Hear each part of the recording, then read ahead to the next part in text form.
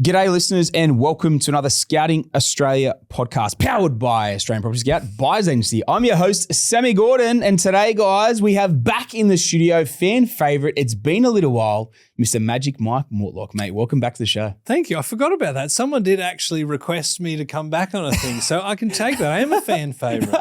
That's great. Mate, it's great to have you back, man. It's been a little bit. We were just reminiscing of the last time we recorded together up on the GC, mate. You had your nice little Porsche there, went for a burn, and we took the STO out for a bit of a run as well. So one was quicker, but I'm not going to say which. Yeah, so you don't want to humble me in this on my own podcast. Not happening. Well, mate, we've just had the federal election. I'm coming down, obviously, to record with you for Top 1% as well, and I thought, what better time than to jump in the studio with you as well? Because I know you always love your data. You always love to unpack these things that are playing out in the marketplace as well. And you have such a feel for, with what you do in the quantity surveying space, such a feel for, what's going on in the wider economy and market and everything as well. So I pretty much just want to unpack that with you today on a news bulletin app, man. And really unpack what's happened in the federal election and how, you see it playing out, having a general conversation around it. Well, believe it or not, even though I have a very wild social life, yes. I was watching the live election count before the counting really began. Really? Yeah. Crazy social life. I know. It's pretty wild. But yeah, I mean, it's been a wild election outcome. Yes. I think the big chat at the beginning was, all right, 76 seats to get a majority. And it was like, that was it was called so fast. Like within about 45 minutes, like, oh yeah, Labor won. That's it. Was it that quick?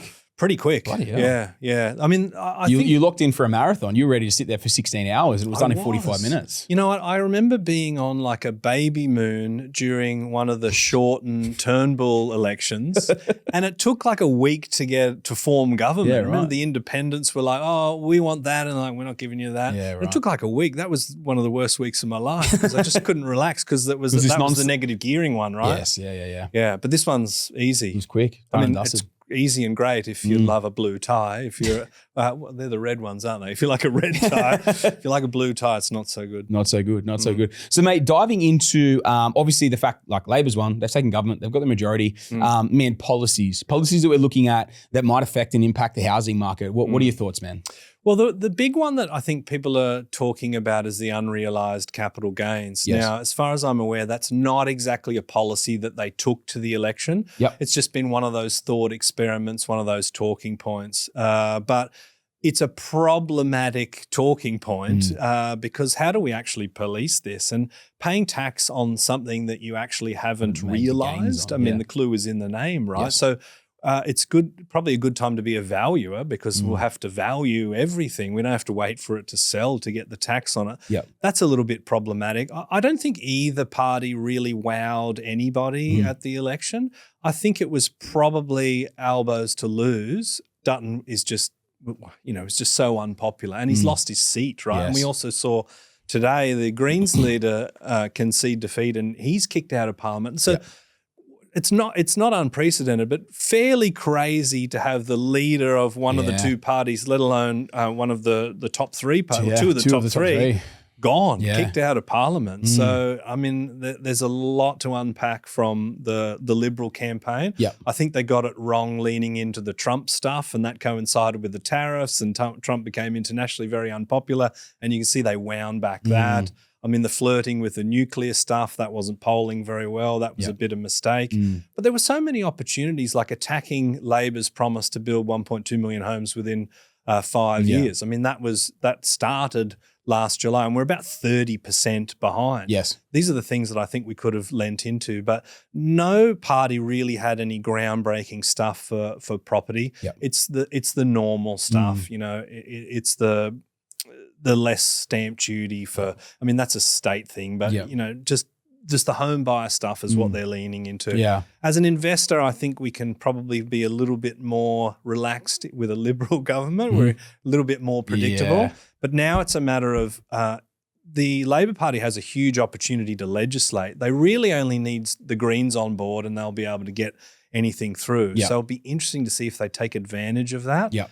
We had the negative gearing and the CGT discount conversation start very early, sort of almost like before the election campaign started. Yeah, I remember. So we kind of did that. I mean, I did 3 stories for journalists within about a fortnight. One was, what would the negative geared position of Albo's Dulwich Hill property be? Then it was like, what would the CGT discount mean in his pocket? And then he bought that investment property in Copacabana. I was modelling the after-tax position of that.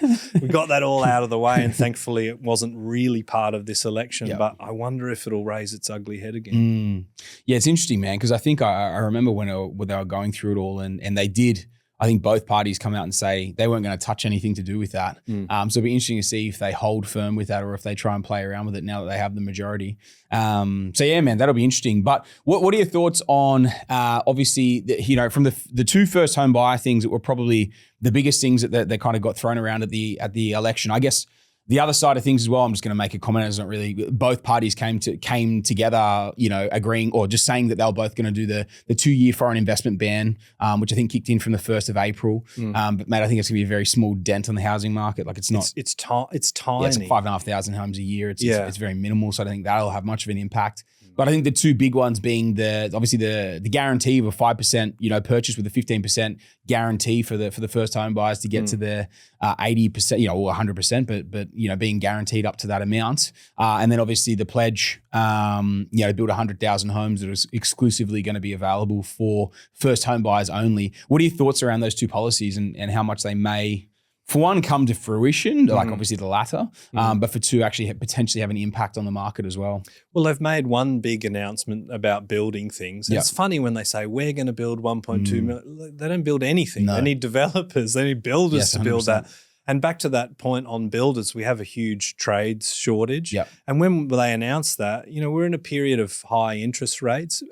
Construction companies are number 1 for businesses in insolvencies or liquidation at the moment. Yep. So it's not a good time for that. And when it comes to the first home buyer stuff, I mean, it's an opportunity for people that have bought the more affordable style properties, because it just puts more fire onto it.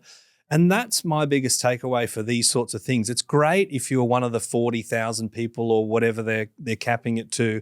It's great if you're one of those people who get that spot. But for everyone that missed out, everything just got a little bit more expensive. Yeah. It's all stimulatory. And I just think we're just kicking that can down the street rather than addressing the underlying issues.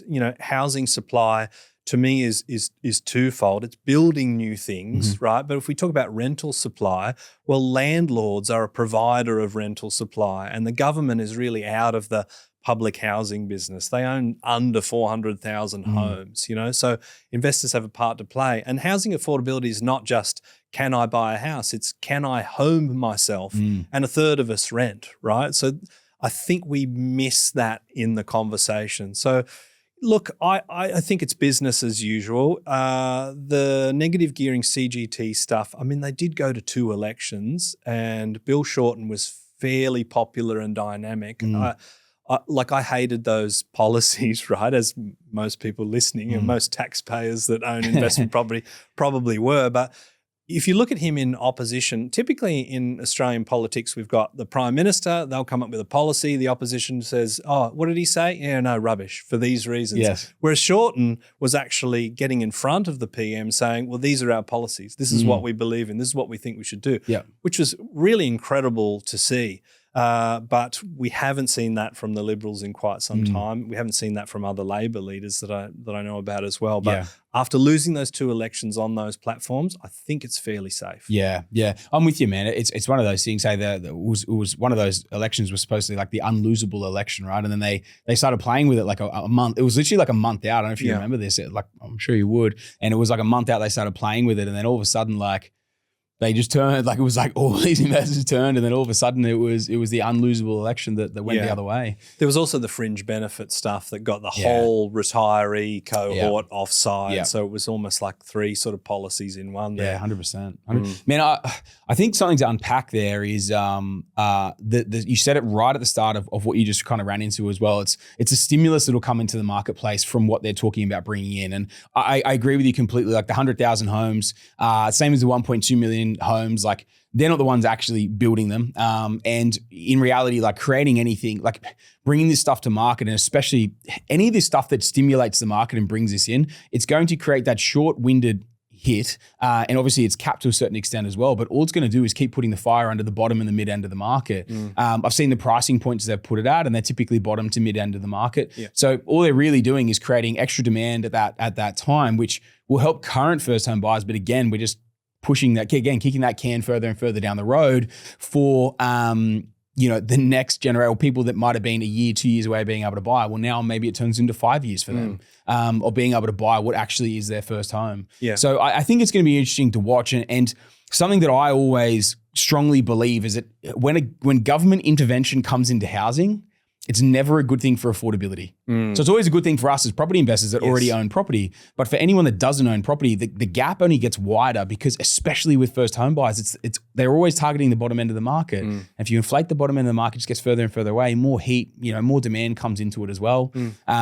So yeah, man, it's going to be interesting. It's going to be interesting to watch it play out. And they keep having to lift the cap. It's like first home buyers are allowed to spend up to $650, and they're like, oh, that doesn't buy anything anymore. You can't actually get anything. $850, you're like, oh, okay, well, we've done another 40,000. It's gone up a bit. $950. Can I have they're a like million? auctioning themselves. I know, it's so ridiculous. Man, well, like I think the Sydney threshold is $1.5 million. Yeah. Well, you need it. It's crazy. I know. It's crazy, man. $1.5 million, like for a first time buyer grant. Like, I think even the thought of that's wild. You know what I mean? Like actually putting that into perspective. Yeah.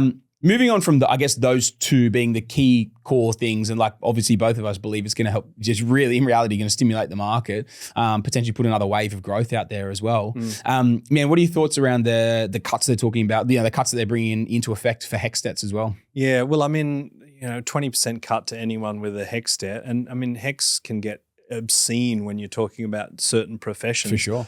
Obviously, very, very popular for students. I think the issue that we've got is there's been quite a lot of promises on the back of quite a lot of infrastructure investment, and there's been a lot of cash thrown around. And we shouldn't forget the reason why we're in this inflationary problem because of all the cash that we threw out during COVID. So have we learned any of those lessons? That's maybe a rhetorical question.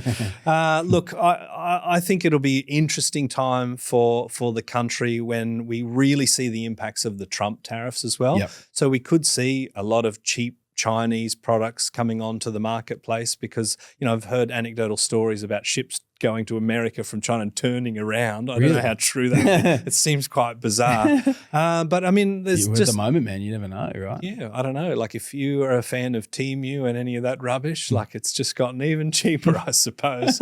Yeah, look, I think we really need to see what happens globally when the results of those tariffs kind of unwind. Yep. But the Australian economy is not in a brilliant state, and it is probably a time where we need to be a little bit careful with the expenditure, but that doesn't happen during an election cycle normally. So we've got a bit of headwinds when it comes to economic growth or GDP growth in Australia, and I think that's part of the reason why immigration has been so high. It's like representing about 80% of population growth in Australia is international migration. And again, we don't have the construction to house these people. Yes. So it's exacerbating, right? Mate, it's funny you bring that up. Immigration. I don't know if you've heard the numbers around this, but I feel like it kind of has been swept under the rug a little bit in the last month, especially with everything that happened with the election. But I did a news bulletin on this a couple of weeks ago, and the data came out from the January and February population growth statistics and the migration numbers. Did you see what they were? No, I didn't. Okay, so here we go, right? So January, February last year, which was the highest ever on record for population growth, migration, right? It was 161,000 in the 2 months. Yeah. This year, in January and February, was 155,000. Interesting. So we're 6,000 off, so 3,000 a month migrants off the record highs that we've had in the past, that we had 15 months ago. And I think it's funny, man. It's almost like no one's really talked about or anything. And I've just like, when I saw those numbers, I was like, mate, that is crazy because like it was supposed to taper off. So that to have the easing on the crisis, obviously the supply side the demand side of things. But then they've obviously ramped it back up and allowed that amount in, and it's yet to be seen if it was targeted, migration being allowed in, because obviously so much of what was brought in before was anyone. They were doing 24-hour visas. They were just trying to, effectively refill the coffers of what we didn't have during COVID. Yes. They had this massive boom, hence the massive rental boom that came off the back of it as well. Yeah. And what I've witnessed, even personally, and like markets we're in as well, and even nationally with vacancy rates have started dipping back down again, because of obviously obviously this massive influx of new migrants that are not going to be buying houses, they're going to be renting. Yes. So I think it's going to be really interesting to watch that play out. Like, what are your thoughts around that? And specifically if they maybe don't get it to the same levels that it was last year, but if we do another 500,000-600,000, maybe instead of 700,000-800,000, that's a worry. Well, the December quarter saw a meaningful drop. Okay. That was the last time I'd seen the numbers, but I knew that it basically galloped away from there. And one thing that we do know about migrants is typically for the first 5 years they will rent a property. Yes. And we've seen quite a lot of new investor activity in the marketplace. I think investor loans are up, I think peaked over 38% year on year. Okay. Which is crazy. And I can remember looking at Perth and seeing the investors just in the data, in our own data, people piling into that. But then, the rental growth was still very, very high. Yes. The vacancy rate was still very, very low. I think it just takes a little while for that to unwind, and we're sort of seeing that happen. But we're in a per capita recession without immigration. So we actually do need to grow for the economy to grow. But we need to make sure we're getting the right people. I mean, there's been some anecdotal talks about certain professions being blocked by industry bodies and lobbying groups because that's competing for their jobs and those sorts of things. And that's happening in the construction sector as far as I'm aware.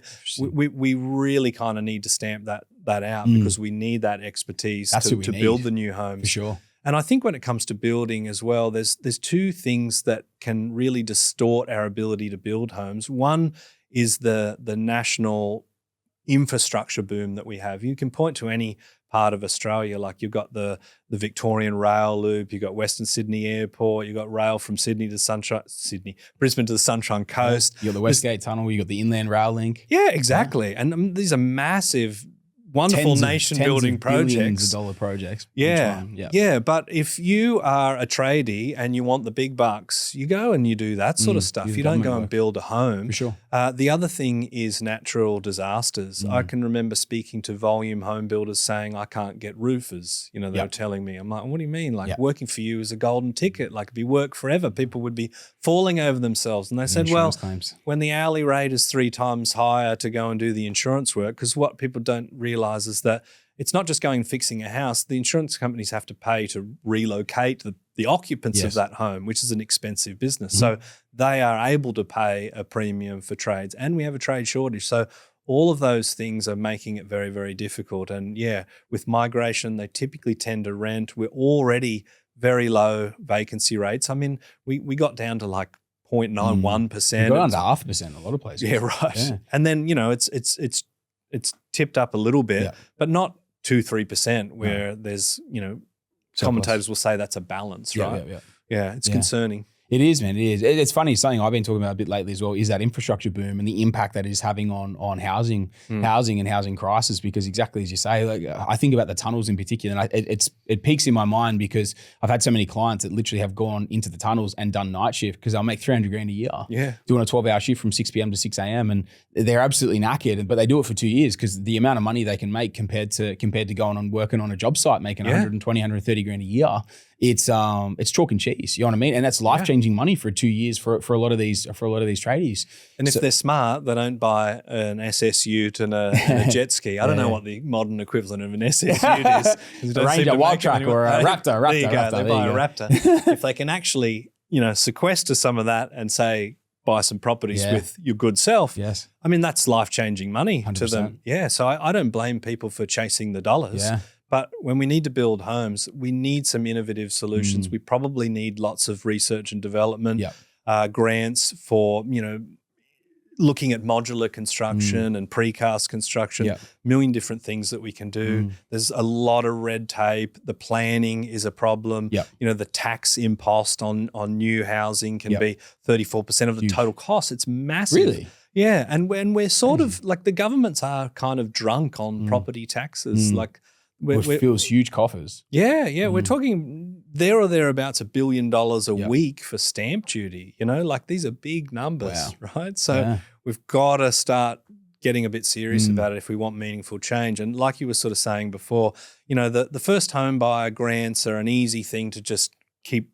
refreshing, but we're all about that 3-year election cycle. We don't typically do nation building projects. Yes. I mean, the Australia that did the snowy hydro is that's long gone. I think we need a visionary. Yeah. There we Or go. a few visionaries. Ooh, Magic Mike, you're putting your hand up. No, I'm busy that week. Mate, the final thing I probably want to finish off with, and mate, I love all the points you've made so far as well, mate. They've been super valuable. Interest rates, man, obviously hot off the press.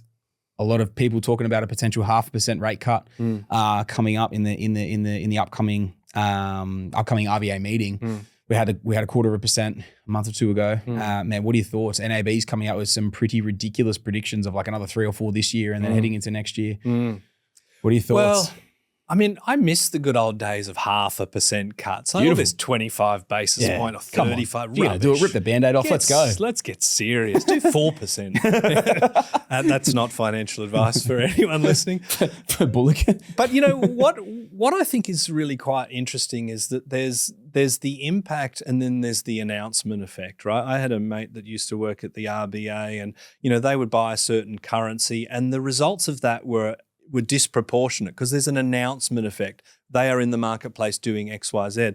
And I heard from a few buyers agents that 25 basis point cut got people off their backside. They were sitting on the fence. It sort of cemented that the trend was down, not possibly up. Because there was a period of time where it's like, geez, we might have to go up again. That kind of moderated. We got our first cut. And we just saw people just going nuts. So if we can get another cut, even if it is a measly 25 basis point, I think the reaction to that will be disproportionate to what it actually does. And what does it do? Well, it increases your borrowing capacity so you can push a little bit harder. It increases your serviceability or gives you more serviceability. But 25 basis points wasn't meaningful. If we get another 25 or we get a half or we get, let's say, 2 or 3 25s, that can make a big difference. And, interest rates don't correlate to house price movements because if you look at COVID, interest rates plummeted to the ground, the market went up, right? So it's not a perfect thing. But when we're starting from a higher point and they drop, in my anecdotal view, it always is stimulating property purchases in the property market. Man, I couldn't agree more. It definitely, it's a stimulus, right? And it's a market sentiment shifter. And I think like it's a funny thing, man, because like a lot of people say, kind of like you said there, it's not a direct correlation and an exact science of, interest rates come down, house prices go up. But it definitely is a sentiment booster.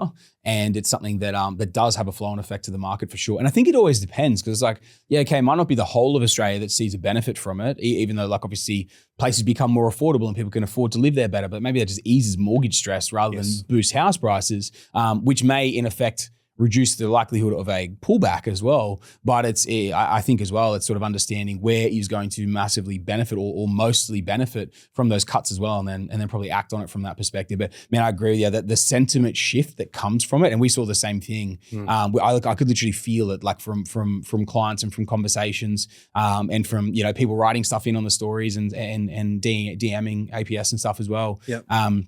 Man, you could literally feel that shift in sentiment literally off one. And now with all the big banks and the big economists calling some throwing some pretty big calls out there, man, it's going to be interesting to watch and see how it plays out. I think it's all these things, man. They're only a positive if you are an active property investor and you have investments. It's a little bit of a worry for anyone that doesn't and they're starting out or maybe they're sitting on the sidelines or whatever.